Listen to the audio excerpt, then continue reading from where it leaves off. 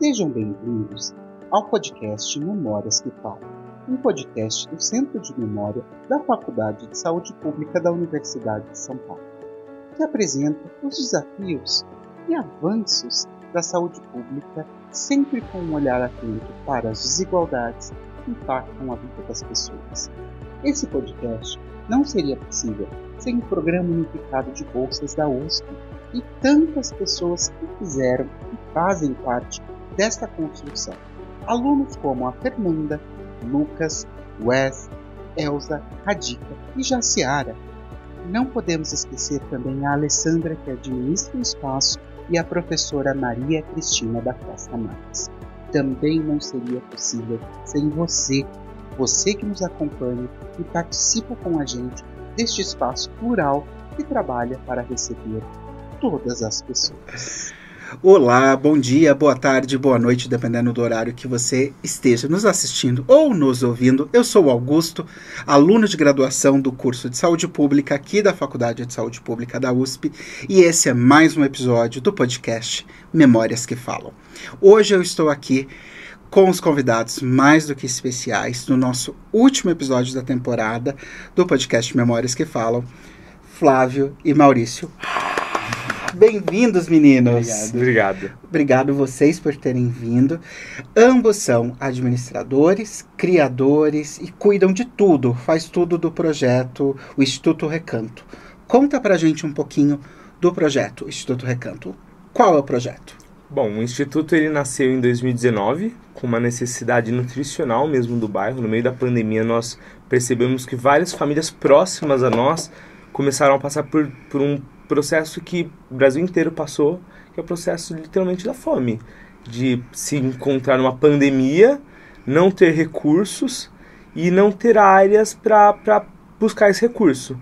Então o Instituto ele começou com um cultivo de tomate em vasos, porque nós fazemos uma macarronada solidária para doar essa macarronada. E o Instituto ele veio com essa necessidade de sanar essa necessidade nutricional da população vulnerável da Zona Norte. Ele não era uma ONG, ele era só um grupo mesmo entre eu, o Flávio e alguns outros moradores, mas quem começou foi eu e o Flávio com isso. E depois no Instituto nós começamos a desenvolver para ampliar o espaço de cultivo. Então, pincelando para você quem é o Instituto em poucas palavras, o Instituto é um projeto que começou para sanar a necessidade nutricional e começou a brigar por mais áreas para poder aumentar essa capacidade de cultivo. Certo. E você comentou que é na Zona Norte, né? Já falou do território Zona Norte, mais especificamente o bairro do Limão, correto? Perfeito. Hoje vocês estão num terreno da Enel, aqui em São Paulo, que é um projeto chamado Hortas em Rede. Conta um pouquinho pra gente sobre o que é o projeto Hortas em Redes e qual é o caminho que ele segue para cuidar das pessoas e da população daquele espaço, daquele ambiente. Bom, o projeto Hortas em Rede ele consiste com uma normativa da ANEEL, que é a regulamentadora. Como São Paulo ele tem diversas áreas da Enel, de redes de transmissão de energia, então esse projeto ele consiste em fazer a utilização desses espaços para duas finalidades especificamente. Horta urbana e captação de energia solar. Na prática não ocorre assim, mas o certo seria. Hoje o Instituto está localizado no bairro do Limão, em uma de 12 áreas. Hoje a nossa área é de 4.000 metros, mas esse mesmo corredor totaliza 79 mil. Uau. Só que nós temos acesso a apenas 4.000 metros já transformados em hortas e áreas de convivência. Certo. E eu fiquei sabendo que parece que vocês vão conseguir mais uns pedacinhos aí de terra. Conta o que está acontecendo e qual é a pretensão da utilização dessas áreas que serão concedidas se tudo der certo no futuro. Bom, o Instituto vai estender de 4.000 metros de área para 79.000 metros de área. Ele vai pegar do bairro do Limão à Avenida Najar de Souza. Vai ser um trecho ecológico que está sendo desenvolvido em parceria com a Universidade Federal de São Paulo, tanto com os professores e alunos de engenharia quanto os de arquitetura com o projeto. O projeto consiste em fazer um trecho ecológico, um corredor ecológico chamado Parque O Recanto do Limão e transformar toda essa área em literalmente um parque. Então, com áreas de convivência, áreas de cultivo, espaços com estufas coletivas, salas de aulas, porque o Instituto tem muita ação com as crianças e a população vulnerável do espaço. E o objetivo é transformar mesmo essas áreas que hoje são ocupadas irregularmente, porque hoje todas essas áreas ou são estacionamentos, ou são áreas de descarte de materiais ilícitos, ou são ocupações irregulares que se tiram cobram pela utilização do espaço. Então, para o bairro, vai ser um avanço muito grande. Porque hoje o bairro do Limão não tem uma área verde voltada como bairro. Hoje os moradores de lá têm que ir para alguns outros bairros vizinhos, como é o caso de Jardim das Perdizes, que tem uma área verde. E esse vai ser o primeiro espaço verde do bairro. Vai ser um corredor ecológico que vai atender o bairro do Limão e a Casa Verde. Então vai ser uma extensão bem legal para um olhar ambiental para as pessoas. Que interessante. E comentando, vocês comentaram que começou junto com a macarronada, né? Mas conta pra gente, vocês como seres humanos, como pessoas, como que vocês chegaram ao projeto Recanto? Como que começou? O que vocês faziam? O que vocês fazem hoje dentro do projeto e fora dele? Bom, eu sou o Flávio, né? Eu tenho 23 anos, eu sou estudante de Direito atualmente. Na época, quando tudo começou, eu era estudante de Engenharia Biomédica. Também, assim, nada a ver com esse meio ambiental, mas eu sempre tive esse lado mais social. Eu trabalhei por muito tempo como auxiliar de professor em uma instituição de crianças carentes que tinham alguma deficiência física ou motora. Então, nossos caminhos se cruzaram mais ou menos aí. Nós tivemos sempre um pouquinho desse lado social mais aflorado. E na pandemia, como eu antes era da Casa Verde, um bairro vizinho ao Limão, e eu me mudei ao Limão, foi quando nós nos conhecemos, e passamos por toda essa situação da pandemia, que vimos muita gente próxima passar muita dificuldade. Então, nós nos unimos nesse momento em que, como podemos transformar, nós gostávamos de planta, assim, nada profissional também, mas eu gostava de cultivar uma coisa ali, ele outra, um vizinho cultivava outra coisa.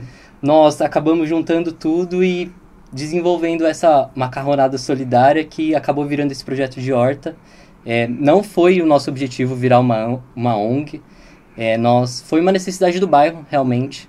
Não só pela garantia alimentar, mas conforme foi crescendo, as pessoas foram se unindo, foram participando, nós vimos as outras necessidades, as outras frentes que precisam ser atendidas. Ali, tanto a terceira idade, quanto as crianças, todo mundo ali precisa de um espacinho verde que falta ali naquele momento. Mas, voltando a mim, agora eu tô mais nesse lado do direito ambiental, pro lado que eu tô seguindo agora, mas começou tudo com essa questão social mesmo. Certo, e você, Maurício? Eu, antes de tudo isso, eu era músico. Eu sou pianista clássico e contrabaixista acústico. Que delícia! E era engraçado porque eu dava aula num conservatório alemão e eu tinha muita dificuldade lá, porque os alunos que estavam lá eram alunos de alto custo, né? Então, e eu sempre gostei dessa questão mais social mesmo, né? Ensinar música clássica para uma criança que queira aprender música clássica. Não que o pai seja músico e pague para o filho ser músico também. Então eu saí do conservatório e comecei a dar aula nas periferias ali perto do meu bairro, que é no bairro do Limão. E comecei a dar aula de piano, canto coral, foi muito legal, foi uma experiência bem divertida. E isso eu já estava inserido com essa questão social por conta do bairro, por conta da minha família já estar no bairro há muitos anos, então eu já entendi o que acontecia ali no bairro. Mas para mim a chave foi quando eu comecei a entender sobre consciência ambiental, assim, entender que os espaços verdes não são para todos e o poder prefere manter assim. Então isso para mim foi um gatilho muito grande. E quando eu migrei para o instituto, falei assim, não, então tudo bem, vamos mexer. Aí eu já entrei para a área de tecnologia, então é até engraçado falar isso, né? Que nenhum de nós vivemos no instituto. Ambos trabalhamos fora. Eu trabalho numa empresa de tecnologia, além de músico. E no instituto, hoje o que eu desenvolvo lá é a direção, mais um olhar assim administrativo para que ele não pare. Então o meu papel no instituto hoje é garantir que essas ações que são crescentes, elas não parem, elas não podem parar. Então meu papel ali é ficar observando, é acompanhar todas as pontas, é fazer com que isso funcione da melhor maneira possível. Ah, que bacana. Então, já que você falou de ações, vamos continuar nesse assunto. O Instituto, eu acredito que ele desempenha diversas ações dentro do âmbito ambiental e social, principalmente ali do espaço também. Conta pra gente o que o Instituto Recanto construiu e constrói diariamente junto à população e o território do bairro do Limão. Quer responder? Pode responder. Nossa, é uma construção contínua, porque todo dia tem uma novidade. É porque nós temos 4 metros de área, antes parecia muito, mas hoje é muito pouco, porque você percebe que todo mundo desenvolve uma ação, e uma ação linda e rica. Então, o que antes pra gente era só um cultivo, agora na frente do terreno tem uma pessoa que vai lá e faz alongamento.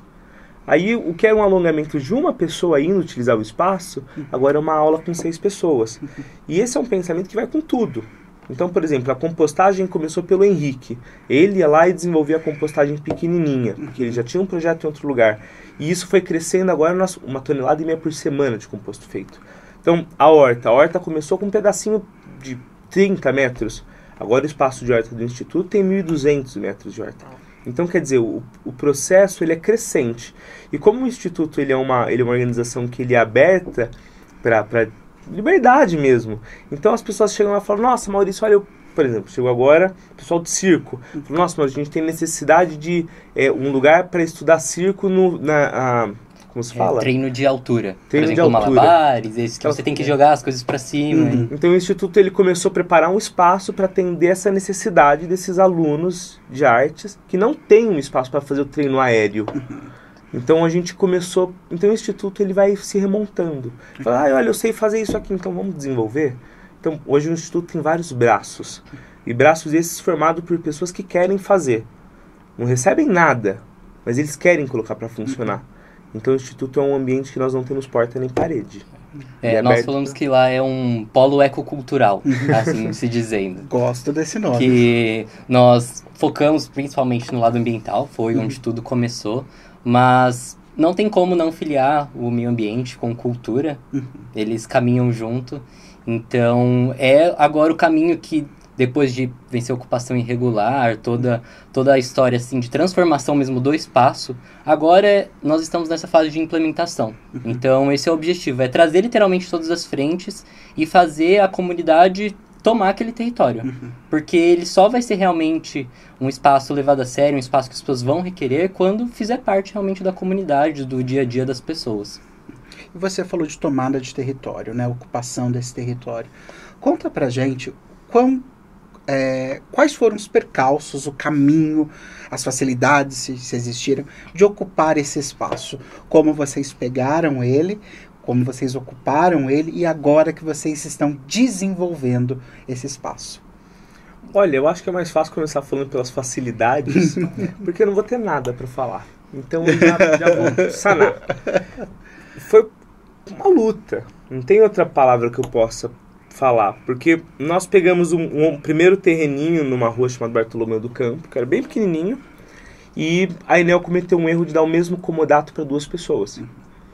E depois que nós já limpamos esse terreno para começar a horta, já tínhamos começado a doar já os produtos, apareceu o rapaz que era o comodatário, com erro, e eu muito ingênuo, olhei e falei assim, nossa, Flávio, uma ação tão bonita quanto a nossa, vamos deixar essa área para ele, a gente pleiteia uma área no mesmo corredor. Assim fizemos, deixamos a área, conseguimos uma outra, essa pessoa alugou o espaço para uma empresa de caçamba, destruiu o espaço.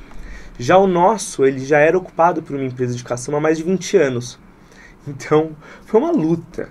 Porque como você fala para alguém que se sente dono de um espaço, que ele não é dono e ele é uma ocupação irregular? Então nós fomos ameaçados, nós fomos intimidados, estouraram os cadeados do Instituto diversas vezes. Nós limpávamos e a ocupação irregular derrubava as caçambas exatamente onde nós limpamos, passava um caminhão por cima dos primeiros canteiros. Então foi uma luta. Só que o que ela não contava é que tinha 2 gays acima do projeto e que nós não íamos desistir. Então isso foi um choque para ela, porque quando ela vinha nos ameaçar, a gente ia lá e batia de frente. Então isso para ela começou a se tornar uma coisa assim que ela já não entendia mais o porquê que a gente não temia. Mas é que o nosso objetivo já estava muito bem definido. Nós já tínhamos definido que aquela área seria verde a todo custo e que nós íamos defender essa ideia de ser verde. Então isso para ela foi um choque, até que nós ganhamos na justiça, conseguimos vencer ela na justiça, mostrando os crimes ambientais que foram cometidos naquelas áreas, e conseguimos oficialmente a reintegração de posse do espaço. Essa foi uma grande vitória, não só nossa, que é engraçado, né? Porque nós não somos os coadjuvantes, né? Nós não somos os atores principais, né? Os atores principais é a comunidade que fez isso acontecer, que participou dessa construção. Então, hoje, quando eu entro no espaço, no Instituto, e eu vejo 4.000 metros de área 100% voltado para o ambiental, produzindo alimentação não só para as famílias vulneráveis, mas para as espécies de aves nativas da capital, para mim essa é uma vitória. E você, Fábio, conta pra gente, como é ver o antes e o depois? Olha, foi muito difícil, assim, falando sobre as facilidades. Realmente não tiveram muitas, foi muita luta, mas é uma construção, assim, muito bonita quando você vê a força que isso gera ali na comunidade. Quando nós começamos, nós vimos essa área menor, era uma área da Enel que não tinha utilização no nosso bairro, nós já desenvolvíamos essa ação da macarronada em vasos, todo mundo, cada um na sua casa, então pensamos, por que não unir tudo a um espaço, que é a proposta dessas áreas, dessas torres de energia de alta tensão, né, ser uma área verde ou de captação, e essa parceria com a Enel foi o primeiro fator a fazer também o Instituto nascer, ver a necessidade de realmente recuperar essas áreas. Quando você olha para essas áreas que cruzam São Paulo, cruzam o Brasil inteiro, a maioria tem alguma utilização que não é voltada para o verde, que não é voltada para o meio ambiente. E pensar que isso poderia ser linhas e linhas de áreas verdes que interligam parques, interligam bairros, é algo muito forte, assim, não só de garantia alimentar, mas pensando na saúde em geral. Que você morar perto de uma área verde ou você morar perto de um estacionamento, algo que seja cinza concretado, vai ser uma qualidade de vida, uma qualidade do ar, do meio ambiente completamente diferente. Então, é uma construção que nós estamos fazendo junto com o bairro e nós estamos trazendo essa fase de conscientizar mesmo, para que as pessoas não só passem e falam, é uma área qualquer. A pessoa olhar e pensar, poxa, isso aqui podia ser um parque, podia ser uma área verde, podia ser uma horta, um cultivo. Então, é um passinho de formiguinha, né? Quando nós falamos de ocupar, é isso, é sobre conscientizando e se unindo para criar força. Que ótimo. E é muito legal porque as pessoas elas fazem um comparativo, né? Porque antes o bairro nunca tinha visto uma área daquela aberta. Mais de 90% da população que vive ali nunca entrou numa área dessa. Então ela pensa que é uma área completamente inóspita, que não pode ser utilizada. E quando ela percebe a ação que o Instituto tomou nesses espaços, elas começam a fazer comparativo com os que ainda são ocupados. Então chegou um ponto hoje que eu não brigo mais por área. Quem briga é a população. Porque elas querem que na porta da casa delas tenha a área do jeito que é o Instituto, na Sebastião Henriques. Só que na frente da casa dela é um estacionamento. Então começa a chegar num ponto onde é o morador que cobra o Instituto de crescer. Entendeu? E tanto é que hoje a gente recebe mensagens tipo, nossa, olha, na porta da minha casa tem um terreno da Enel. Vamos entrar e vamos limpar pra gente fazer uma horta? Só que antes você não ouvia falar isso, porque as pessoas não sabiam que esses espaços eram para ser utilizados dessa maneira.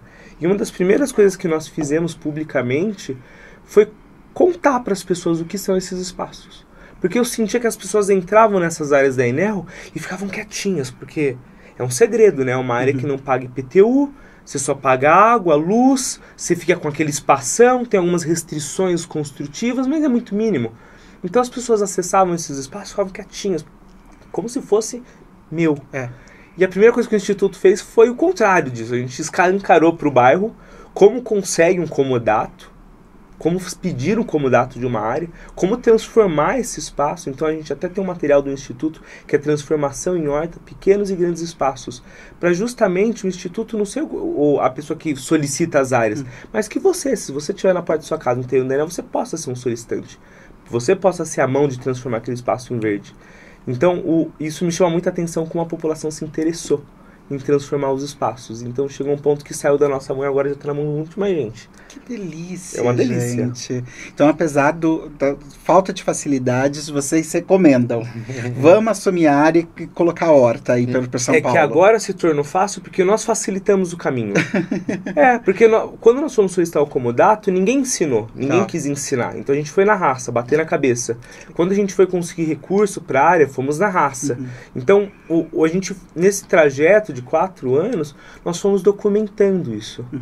Então hoje a gente consegue olhar para uma pessoa, por exemplo, fomos num passeio e encontramos uma colega que tem uma área da Enel sem documentação nenhuma e ela promove uma horta incrível lá. A gente mandou tudo para ela poder ter o comodato daquele espaço, ela conseguir ter posse daquele espaço para fazer o que ela faz. Então o objetivo disso é que mais pessoas se utilizem desses espaços, que mais áreas da Enel se tornem verdes. Com certeza. Independente de onde elas estejam, né? E onde nós achamos esse material? Como que a gente faz para entrar em contato com vocês e conseguir esse material? Faz aí o caminho pra gente. Esse material pode ser acessado pelo próprio site da Enel. Se você entrar lá, vai estar a solicitação de comodato. Aí lá vai ter uma breve... Como se fala, Flá? Uma explicação mesmo. Explicação como solicitar isso. Eles demoram muito para responder, mas se você entrar em contato pelo Instagram do Instituto e pedir, nós temos já uma pasta com todos os links explicados, passo a passo.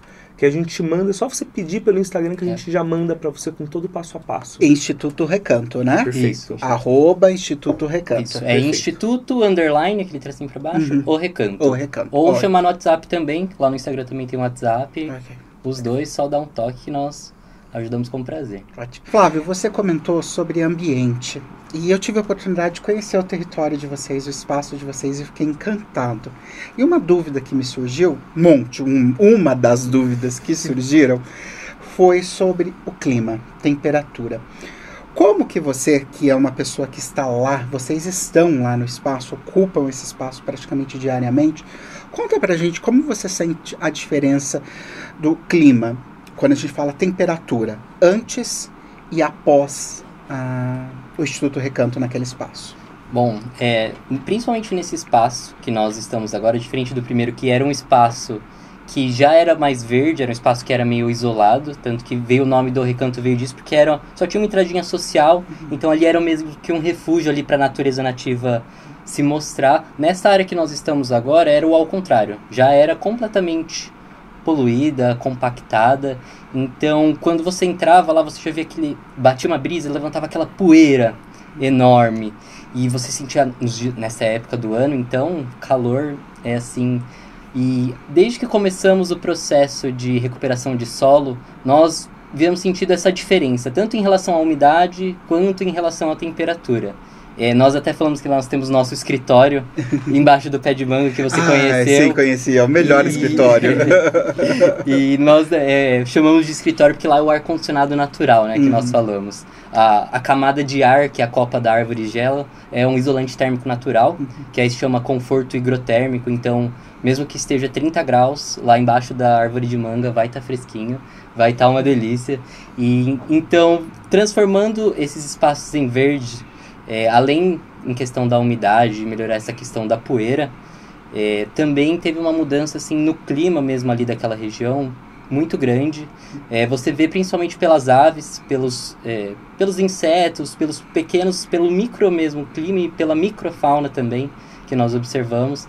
É uma diferença assim, gritante, é uma diferença que você realmente consegue sentir, não é uma coisa que nós falamos, assim, que você precisa pensar, daqui 30 anos, é uma coisa que nós já vivenciamos, principalmente agora nessa questão de verticalização, você vê muito pavimento, muito cimento, então formam essas ilhas de calor, e o objetivo do corredor ecológico é quebrar realmente essas ilhas de calor e trazer um respiro para esses espaços, trazer para deixar mesmo a terra respirar, você ter ali um espaço em que a terra consiga nascer, a grama nativa mesmo, a vegetação nativa, você vê a diferença de tudo ali mudando, nascendo a semente que o passarinho come, de às vezes você vê um capim diferente, uma flor diferente, que atrai um polinizador nativo, então tudo vai vai se reconstituindo. Esse processo de restauração é justamente isso, não é só do solo, é de toda ali a fauna ali daquela região. Que delícia. Mas gostoso é quando você passa na rua de frente pro terreno. Que aí você vai entender na pele qual foi a diferença no microclima. Quando você vê aquela rua, você olha, você vê o calor subindo do asfalto e você vê aquela brisa que sai do terreno fresca. É uma avenida movimentada ali, não é? Uma movimentada. Então, e ali, nesse corredor, nós somos a única área verde. Então, quando o vento ele vem de outras áreas e passam pelo corredor, quando elas passam pela nossa, você vê a poeira sentando e você vê o ventinho geladinho. Por conta do verde, por conta da umidade do solo. Então, tudo isso melhora a condição de vivência da população que tem ali. E minha também, que sou morador do bairro, acima de tudo. Vocês falaram de fauna. E isso é um assunto tão importante.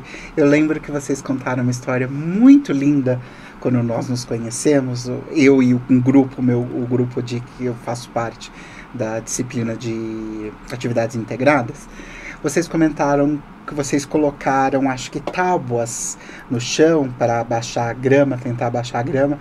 E os lagartos, calangos, pulavam, vocês ouviam um barulho. Conta pra gente essa história. É que no canto do terreno só tinha uma vegetação grossa, bem no cantinho, que era um mato.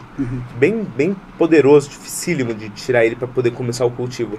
E nós começamos um processo lá para aproveitar já essa vegetação que existia, chamada adubação verde, que consiste em você pegar essa vegetação que existe no lugar, você prensa ela contra o chão, ela vai morrer, só que a morte dessa vegetação vai virar nutriente para aquele solo pobre. Então, quando nós fizemos isso, nós percebemos que na área tinha muitos insetos, o que a gente conhece como praga urbana, né? Que são as aranhas, algumas espécies até de lacraias, porque era um espaço ocupado regularmente com entulho, resto de lixo, tinha escorpião, tinha tudo. E quando nós fizemos a cobertura, nós percebemos que tinha uma população de lagartos na área, e foi incrível. Porque primeiro que nós descobrimos que esse lagarto é nativo da capital, se chama Tropidurus torquatus. Olha. É uma espécie que cresce, é nativa nossa. Se fosse aplicado recurso no desenvolvimento dessa espécie, nós economizaríamos milhões em combate dessas espécies de pragas urbanas, porque eles comem tudo. E eles pulavam do muro até onde era o cultivo. Isso eu via plef deles pulando para pegar as aranhas que saíam, as lacraias, os escorpiões. Então eles fizeram a limpeza na área 100% natural. Nós tivemos que lutar a ocupação para tirar a ocupação irregular e limpar o espaço. E depois as pragas urbanas que restou da ocupação irregular, os próprios tropiduros deram finalidade para aquilo. E aumentaram a população deles. Porque ao longo dos anos nós fomos esburacando o muro para aumentar a cavidade de ninhos. Então nós pegamos uma população de 50 indivíduos e em 4 anos nos multiplicamos para 700. Uau, 700? Tem muitos. Agora você vai lá, você fica paradinho olhando pro muro, você sempre vai ver algum passando correndinho. Eu vi embaixo do escritório.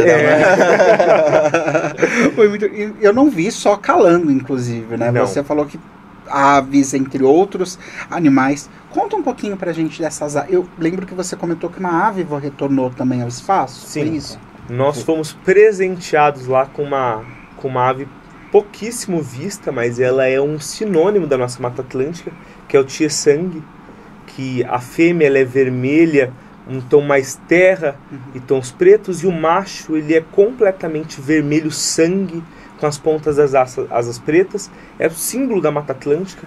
O Instituto conseguiu até fotografar lá, isso é a prova que o caminhar está indo bem. Nós fotografamos lá também uma ave muito conhecida nos interiores de São Paulo, mas pouco vista aqui, chamada lavadeira mascarada, que ela é toda branca, tem algumas marquinhas pretas no olho, linda também. Ixi, várias outras espécies. É que tudo isso começou com uma ave muito pequenininha chamada bico de lacre, que ela é muito miudinha, que ela come uma vegetação nativa nossa e ela anda em grupos, e ela é muito miudinha. Então ela é muito fácil para você espantar ela ou qualquer coisa. E essa primeira área tinha uma vegetação massiva para essa ave, e a ocupação irregular de lá matou tudo. Então quando nós mudamos para essa segunda área, uma das metas que nós colocamos era que nós permitíssemos que que as plantas nativas conseguissem renascer. Porque essa seria a única maneira que nós conseguiríamos atender a necessidade nutricional das aves. Então a gente foi caminhando junto com várias pessoas, entendendo, pegando sementes, replantando na área para que a gente pudesse ter alimentação natural para essas aves. Então, com isso a gente colocou outras espécies nativas, como aves frutíferas, para poder atender essa necessidade nutricional, e que hoje a gente colhe esses frutos, 4 anos depois, de uma população vívida no espaço, fazendo ninho no espaço. Conseguimos encontrar casais dessas espécies e de outras espécies. Então o objetivo do espaço, ele excedeu a questão nutricional humana e começou a trazer também uma necessidade nutricional e sanar uma necessidade nutricional das espécies nativas, sendo elas de ave, microfauna, calangos ou qualquer coisa. Hoje a gente já viu lá o carcará, já vimos várias espécies de aves de rapinas e corujas. Então o espaço, ele se tornou uma área viva, é um ponto de vida mesmo do bairro. E além dessas vidas que nós já discutimos, vocês também mexem com outras vidas, né? Que são as vidas das crianças e da população adulta do bairro. Eu tive a oportunidade, eu vi viveiro de muda, plantação. Nós temos produção de aquela coisa bonita que você quer, retangular. Que agora o semi-hidropônico das calhas. Das calhas, que eu não conhecia. Piscicultura, né, também. Tem várias coisas. Mas conta pra gente como é o projeto Instituto Recanto e a população do bairro do Limão. Principalmente as crianças, que eu sei que vocês trabalham, e a população em situação de vulnerabilidade. Olha, eu vou começar pelas crianças. As crianças no bairro antigamente, e eu falo isso com propriedade porque tem minha sobrinha nesse meio, eles não tinham um lugar para brincar, eles brincavam nas calçadas ou entre as casas ali, muito ali restritos ali. E o instituto, ele, nossa, não preciso falar, você conhece o espaço, as crianças... Eu, são com 43, pirei. Não, elas sobem na árvore, descem da árvore, descem em pilha de terra, sobem em pilha de terra e colhe bananeira, e ajuda a gente a colher couve, e cada uma leva um maço para casa, e isso já é um processo cultural, porque essas famílias não conhecem esse alimento orgânico, não têm acesso a isso, e quando tem acesso já sabe que é muito difícil você arcar financeiramente com isso. Então, nosso primeiro passo é essas crianças já fazerem esse trabalho, de levar esse material orgânico para casa e ensinar os seus familiares a utilizar ele. Então isso para mim já é meio caminho andado já. Em relação ao quadro social do bairro, nós temos uma população muito fragilizada ali. O Flávio citou um pouquinho sobre a verticalização, e quando a gente vê a verticalização no bairro, ainda mais um bairro como o bairro do Limão, que está entre grandes bairros, mas por muitos anos foi um bairro que foi uma área para levar os entulhos, né? Então agora você vê muitos condomínios crescendo e você fala, nossa, o poder aquisitivo do bairro melhorou 1000%. E essa é uma mentira, porque as periferias ali, as favelas, continuam ali introduzidas no bairro e continuam em quadro de necessidade absoluta. Só que o condomínio, ele cresce, aumenta o valor aquisitivo do bairro em relação ao quê? Mercado, padaria, farmácia. Só que a população vulnerável continua ali. Então essa é uma população que depende do instituto, muitas famílias 100%. Porque ou elas comem, ou elas vão lá comer nossa couvezinha, ou elas vão pegar o pouco recurso que tem para comprar nuggets, que é barato, né? Comprar um miojo, comprar ultraprocessado, né? Então o instituto, ele passou a ser uma coisa que deixou de doar sacolinhas e começou a doar cestas. Por isso que a gente teve que, nesse período, a gente teve que mudar nosso cultivo. Desde o início a gente falou que não iria cultivar alface. Porque eu acho que é uma falácia esse negócio do alface, porque o alface não mata a fome de ninguém. Então você não adianta você ter 50 mil metros de área plantada alface. Então a gente sempre se comprometeu a plantar batata, tubérculos, a mandioca, alimentos que fossem verde escuros, que tivessem um valor nutricional pesado para a população, e assim fizemos até hoje. Hoje a gente colheu mandioca, tem beterraba para colher, couve, nosso carro-chefe, temperaria. Então tem muita coisa no instituto, além das frutas, que é banana, a goiaba, manga. Então, quer dizer, se tornou uma coisa que a população ela começou a se entender. E é muito engraçado, porque no início as pessoas perguntavam se a gente vendia. E a gente não vende nada. Tudo é 100% doado. Desde o composto da composteira, que excede a nossa utilização, até os produtos que são cultivados. Então, o nosso foco são famílias de baixa renda. Maurício, tem tantas famílias de baixa renda? Tem. Só que para alguns ainda, eles não entendem ainda que é de graça. Então eles têm vergonha. Então o Instituto ele faz um trabalho que é justamente com as crianças. De trazer essas crianças, as crianças irem levando. Porque assim a gente consegue quebrar esse círculo do pai e da mãe que tem vergonha de ir lá pegar alimento. Sim. Então a gente consegue ir quebrando esse círculo e consegue mostrando qual que é o papel do Instituto no bairro.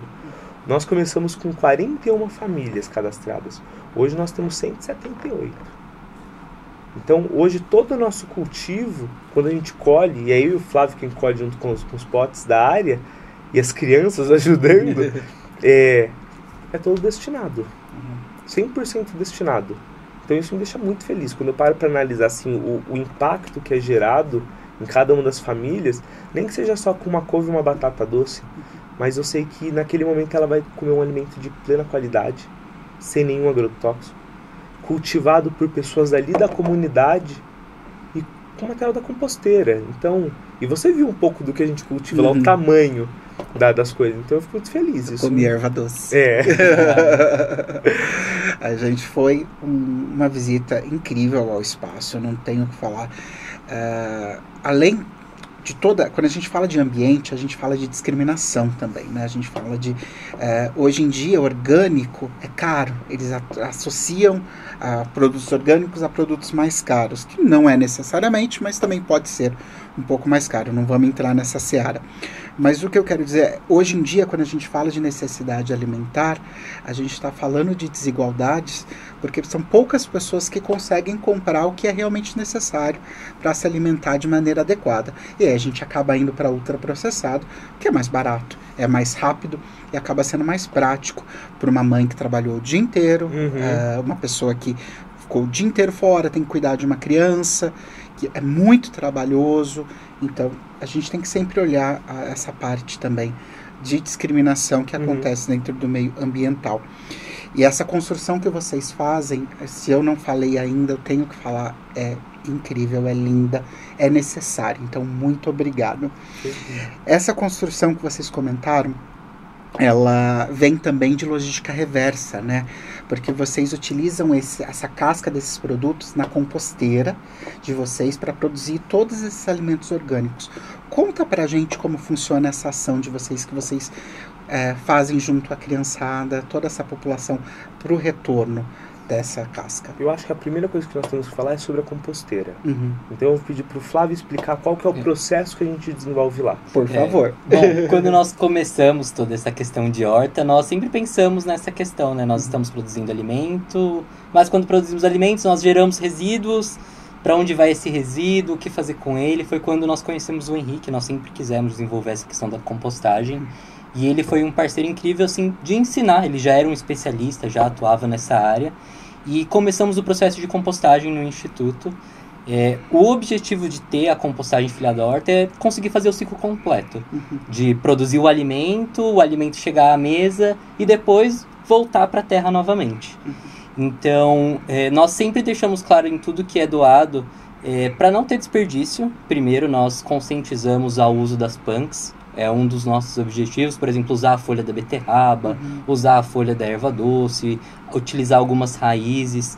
Então, um dos quesitos foi, por exemplo, você tá levando abóbora, tá levando banana, perfeito. Só que a casca você não vai jogar no lixo, porque nós estamos aqui fazendo todo um trabalho de não ter agrotóxico, de manter o carbono no solo. Você pega esse alimento e depois descarta ele, que vai para um aterro, vai gerar gás metano, efeito estufa. Então, nós sempre fazemos essa devolução. A pessoa leva os alimentos e traz de volta as cascas, já participa do processo de compostagem, aprende, porque lá nós trabalhamos com um processo de compostagem por um processo termofílico. Então, diferente do minhocário, é um processo que nós conseguimos jogar todo o alimento orgânico. Então, alimento cozido, a casca cítrica, carne resto com ossos, tudo consegue ser misturado na composteira com folhas. Nós cobrimos com a palhada para fazer aquelas leiras de compostagem. E ele é termofílico porque ele chega a 70 graus, que é para matar todos os patógenos, todas as bactérias que podem ser prejudiciais para a gente e para a planta. Então, o objetivo é fazer esse ciclo, manter o carbono no solo, que é algo que as pessoas falam um pouco sobre o lixo, mas é mágico, né? Você coloca para fora, ele some, o lixeiro leva e acabou. Então, não, doar o alimento não é só ali de garantia alimentar, mas é toda essa conscientização ambiental que o alimento tem que trazer também. A pessoa tem que pensar que o alimento ele é orgânico também, porque ele não tem nenhum adubo nitrogenado, é feito com o adubo da composteira. Então, esse alimento que é um resto para você, pode virar um adubo que vai gerar um outro alimento para alguma outra pessoa. Então, essa é uma política que nós adotamos. E é muito legal as pessoas... É uma quebra, né? Quando a pessoa trata o lixo de uma forma diferente, você percebe que dá uma quebra na pessoa. Mas esse é um objetivo, é trazer essa conscientização que todo mundo tem essa observação, que desenvolver, né? Pra pessoa desenvolver também essa pensar, observação. Né? Ter essa... Dar esse gatilho de pensamento, falar assim, nossa, ao invés de jogar fora, eu vou lá de levar pro instituto. E é uma coisa que é natural. Não é forçado, ó, gente, pra você pegar de novo, você vai ter que trazer a casca. Não. Traz se você quiser. Mas aí o que ele faz? Quando ele vai, a gente apresenta o instituto e mostra o que é feito. Então, olha, você vai levar, se você conseguir trazer a casca, essa casca vai voltar pra composteira, que vai voltar pra horta. Então, depois de um tempo, a gente vai poder plantar. Então, quando você introduz a pessoa nessa linha de produção, nessa linha de pensamento, nessa linha cultural, a pessoa ela começa a fazer parte. Ela deixa de ser uma pessoa que só pega o alimento e passa a fazer parte do processo de criar o alimento. Aí é quando a gente ganha com essa pessoa. E eu falo que a gente ganha mesmo, porque a gente consegue mudar uma observação, um ponto de vista, que não vai só mudar ir no instituto pegar o alimento, mas vai mudar um ponto de vista dela estrutural sobre a vida. Porque quando ela entrar na comunidade que ela mora, que ela vê o lixo no chão, isso vai incomodar ela. Então isso já vai ser um ponto de mudança já. Nós vamos conseguir mudar observações que às vezes a pessoa não percebe porque cresceu vendo aquilo.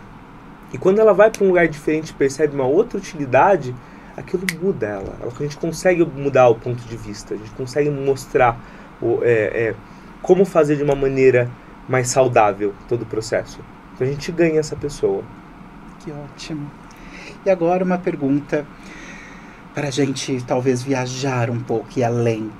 Se vocês fossem gestores com poderes ilimitados, principalmente eu acho que hoje quando a gente fala poder, a gente fala de dinheiro, né? A gente fala de verba. O que seria o Instituto Recanto utópico para vocês? Qual seria a próxima etapa, a próxima construção do Instituto Recanto? Olha, com base no que a gente vive, nas áreas que nós vivemos, se nós conseguíssemos, nossa, nem precisava ser tão longe, né? Se nós conseguimos revitalizar 60% das áreas da Enel sobre linhas de transmissão e transformar em áreas verdes e hortas, eu te garanto que a fome na cidade de São Paulo nós sanaríamos. Porque são muitas áreas, e áreas essas que estão introduzidas no meio de São Paulo. Então, por exemplo, nós temos o bairro do Limão, ali com um corredor de 79 mil metros produzindo. Você acha que ali naquele espaço, naquele quadrante, vai ter alguém que não vai ter acesso ao alimento? Muito difícil. Então, se a gente estender essa ideia de corredor ecológico dentro das áreas da Enel, que é onde entra a questão utópica, né? A gente conseguir pegar um recurso, por exemplo, emendas parlamentares, que é uma coisa que acontece coisas absurdas e ninguém sabe de nada. Se fosse revertido parte dessas emendas parlamentares de maneira obrigatória, que é entre o poder, né? Talvez se eu fosse um gestor público, um prefeito, quem sabe, falasse assim, olha, então essas emendas parlamentares, X% disso tem que ser colocado em corredores ecológicos da Enel. Imagina quanto recurso nós não teríamos para produzir, né? Áreas verdes, corredores ecológicos intermináveis, que ligaria bairros, parques, faria ligação da comunidade, da população em geral. Então, quer dizer, para mim, uma visão perfeita seria isso. Seria pegar parte desse recurso que é utilizado de maneira tão ilícita às vezes e aplicar de maneira clara. Porque o Instituto ele reformou 4 mil metros com 100 mil reais em emenda parlamentar. E hoje nós temos projetos, é só procurar na internet, projetos de 40 metros quadrados que recebem 600 mil de emenda parlamentar, sem transparência. Então, se a gente conseguisse pegar esse recurso e aplicar de maneira transparente nessas áreas, nossa, esse seria o sonho. E você, Flávio? Bom, um trabalho que nós estamos quebrando assim com a comunidade, quem foi um parceiro para ajudar a gente a fazer isso é a Faculdade Federal de Arquitetura e Engenharia aqui de São Paulo. Então, para mim, ter esse recurso infinito, essa utopia, seria transformar em áreas pensadas. Quando nós falamos de áreas verdes em espaços periféricos, vem aquela questão de pneu, de garrafa PET, não que não tenhamos que reutilizar esses recursos, tem que ser reutilizado, mas não só por ser numa área periférica, a área verde não pode ser pensada, não pode ter um piso drenante, não pode ter uma parede verde, um espaço que seja agradável visualmente. Então, na minha opinião, além de ter essa questão de ligar todos os parques e ligar os bairros em corredores ecológicos com compostagem, com horta, é também terem espaços pensados para a comunidade, nem que queira ir lá só sentar e ficar admirando, ficar vendo a paisagem, porque às vezes você ir lá e você sentar, você tem outras ideias, você tem outras vivências, você vê o passarinho indo lá tomando água, você vê o calango passando no muro, tudo traz assim uma perspectiva diferente ali, às vezes dá aquele gatilho que você precisa para mudar o seu dia. Então, seria um desse caminho, indo áreas pensadas, áreas que sejam bonitas visualmente, não seja só um espaço verde, vou colocar umas plantinhas ali, é verde, pronto, tá bonito. Ok, muito bem. É interessante, né, que às vezes a natureza, ela é voltada só para uma população muito específica, né? É que você vê espaços, é engraçado, você vai para os bairros nobres, você vê praças, espaços lindíssimos, que você olha e fala, nossa, isso é um condomínio, não é uma praça pública. Áreas tão verdes que tem áreas verdes sem banco e sem mesa, porque o bairro ele já é massivamente verde, e não só verde, bonito. E quando você vai para as poucas áreas verdes periféricas, tem sempre a ideia da garrafa PET dividir no canteiro, brinquedo de pneu. Tem que utilizar em todos os espaços, não só no periférico. Porque aí você sempre vê que a pessoa periférica sempre tá lutando por um espaço feio. Um espaço feio, esse é o nome. Então o objetivo do Instituto é transformar o espaço verde periférico em um lugar bonito. Onde a pessoa ela entra e fala, nossa, olha, naquele bairro também é é bonito igual aqui.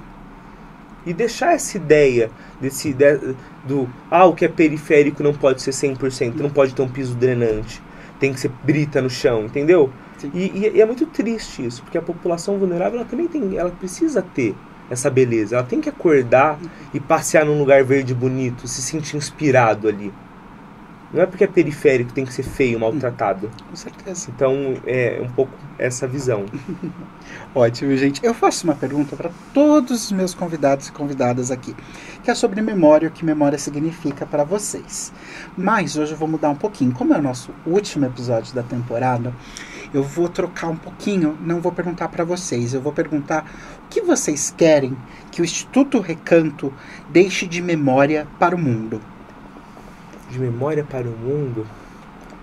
Que ninguém mais seja capaz de esquecer o que fizeram com esse espaço. E quanto tempo privaram a população de ter uma área verde, numa área que era para ser verde. Que o Instituto ele seja capaz de clarear essa memória e que não seja capaz também de apagar essa memória. E que as pessoas passem a brigar por essas áreas para transformá-las verdes. Então o que eu, Maurício, espero é que nós sejamos capazes de marcar essa memória. Das pessoas olharem, ver o antes e depois e falar, espero que todas as outras agora, futuramente, sejam só novas. Ótimo. Bom, para mim, eu morei num bairro vizinho, Casa Verde, e na minha infância eu nunca tive um contato com a natureza, não tem nenhuma área verde próxima, e vendo as crianças frequentando, elas gostando, elas fazendo questão de desmarcar tudo, não queria ir para nenhum lugar, não, hoje é dia do Instituto, eu vou pro Instituto. A memória mais forte, assim, que é a que eu quero deixar, assim, que eu quero que o Instituto represente, principalmente nas crianças, que são elas que levam a mensagem para as famílias, elas que vão ser os futuros adultos, que vão estar aí à frente de tudo, é trazer essa memória do meio ambiente, trazer esse contato, essa necessidade que a gente tem de preservar. Porque a natureza está aí muito antes da gente e nós estamos indo para um caminho de asfalto, um caminho cinza, e nós precisamos mudar essa memória e ela ter esse choque. Nossa, antes no instituto eu não tinha uma área verde, eu não tinha um espaço para eu mexer na terra, um espaço que eu conseguisse colher alguma coisa, cultivar. Então, trazer essa memória para que ela sempre queira replicar isso.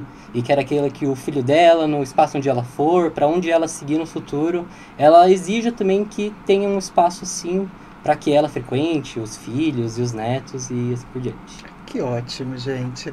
Que bacana. Vamos começar a encerrar o nosso episódio. E eu queria que vocês falassem pra gente. Vamos entrar em contato com o Instituto Recanto. Como eu faço? Quais são os projetos que vocês estão divulgando? Divulga tudo aí. Conta pra gente, Flávio.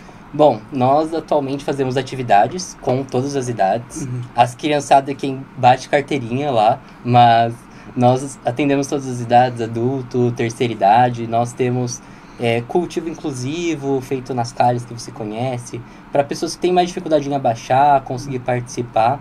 Atualmente a divulgação é toda feita pelo Instagram e pelo WhatsApp. Então, nós estamos caminhando agora para um lado cultural também. Nós já tínhamos atividade de horta inclusiva, agricultura urbana, em pequenos e grandes espaços, arte com argila com as crianças. E agora nós estamos expandindo para esse lado cultural. Nós começamos um projeto em parceria com a Rádio Cênica, que é bem parecido com esse projeto de vocês, que é levar uma rádio aberta para os espaços. Eles fizeram até uma atividade com as crianças que foi surreal, porque as crianças não conhecem rádio. Agora com o podcast, uma ou outra até conhece um pouco de podcast, mas é uma estrutura que para a criança é mágica, né? Então, nós estamos desenvolvendo esses meios culturais e só ficar ligado no Instagram, nós sempre postamos. Agora, vamos começar também a fungicultura no ano que vem, vamos começar a questão da piscicultura, a doação das tilápias. Então, o objetivo é estar crescendo e desenvolvendo mais ações e que sejam ações que a comunidade consiga participar. Que às vezes ela não vá lá por a mão na massa, mas que um dia ela vá, observe, fique lá de longe, às vezes só olhando a natureza, vendo as pessoas participar. Também não precisa ficar com receio, às vezes as pessoas ficam com receio, tipo, eu não quero ir, mas eu quero só ficar lá vendo a natureza. Não tem problema nenhum, o objetivo do espaço do Instituto é esse, é ser um espaço aberto para todos. Certo. Eu sei que quando eu procurei Instituto Recanto, eu joguei no Instagram Instituto O Recanto. Mas repete pra gente o endereço, fala aqui pro pessoal que tá assistindo. Instituto_O Recanto no Instagram. Perfeito. E fala agora, eu quero que você fale diretamente para a Faculdade de Saúde Pública, que a gente tem nutrição aqui, e fala para a Universidade de São Paulo. Fala de novo para ele o endereço do Instituto Recanto, para eles anotarem, para eles levarem vários projetos para lá, projetos interessantes que dialoguem com a comunidade. Então, Universidade de São Paulo, esse é o endereço do Instituto Recanto, tá? No Instagram, por favor. Nós estamos na Avenida Sebastião Henriques 30, no bairro do Limão, zona norte de São Paulo. Lá é uma região ali bem próxima à Barra Funda, fácil acesso aí de metrô, ônibus. Fica o convite aí para quem quiser conhecer o nosso espaço. É um espaço aberto a todos, os munícipes ali são fortes participando, mas mesmo que você venha de alguma outra região, é um prazer receber no espaço, participar. O objetivo é todo mundo conhecer um pouco e levar um pouco do Instituto para si. E o Instituto, ele cresce coletivamente, então toda ideia é bem-vinda para a construção dele. Todas elas. Que ótimo, obrigado. Maurício, Flávio, mensagem final aos nossos ouvintes para a gente encerrar hoje. O que vocês têm para falar? Eu vou falar o que a gente falou durante 4 anos, enquanto a gente era ameaçado e o pessoal fala, de onde vocês tiram força? Eu vou falar o que eu falei durante 4 anos. Plante flores por onde for. Só, mais nada. Flávio? Bom, eu ia ficar com esse dilema, ele roubou o meu dilema agora que eu tinha pensado, mas eu acho que seria, eu acho que o importante é a gente levar essa ideia pro coração, pensar com esse lado ambiental, para onde a gente for, pensar o que a gente está causando para o meio ambiente, o que nós podemos fazer de diferença e que cada ato ele faz uma diferença ali no futuro. Pode ser uma casca ali que você economiza de ir pro lixo, mas é uma coisa que vai fazer diferença para alguém no futuro. Perfeito. Gente, eu não tenho palavras para agradecer a presença de vocês aqui hoje. Eu soube que vocês tiveram um acidente, vocês estão aqui hoje com pontos encaixados. Então, muitíssimo obrigado. A gente espera que esse programa seja assistido ouvidos por milhares de pessoas e eles conheçam o espaço do Instituto Recanto, porque é um espaço necessário que a gente precisa em grandes cidades, não só como aqui em São Paulo. Então, muito obrigado. Eu aproveito também para agradecer a professora Cris Marques, que cuida do Centro de Memória aqui na Faculdade de Saúde Pública, a Alessandra, a nossa que administra o Centro de Memória, o Adolfo, que gravou todos os episódios com a gente, todas as pessoas que participam aqui com a gente, todos os convidados que vieram nesse ano de 2025, muitíssimo obrigado, e relembrar o que a gente sempre relembra em todo o episódio, que é: a USP é sua, a USP é pública. Eu sei que às vezes parece que não é, mas ela é. Então vamos mudar quem ocupa esses territórios, vamos tirar algumas pessoas específicas, tirar não, ocupem, que a gente ninguém quer tirar nada, né? Mas vamos reciclar, vamos mudar a cara da USP. Então venham, tenham dúvidas, liguem para a faculdade que você tem dúvida, para a escola que você tem dúvida, entre no site da FUVEST e que vocês tenham um final de ano incrível e obrigado por terem nos acompanhado. Tchau, gente. Tchau, obrigado. Muito obrigado, tchau, tchau.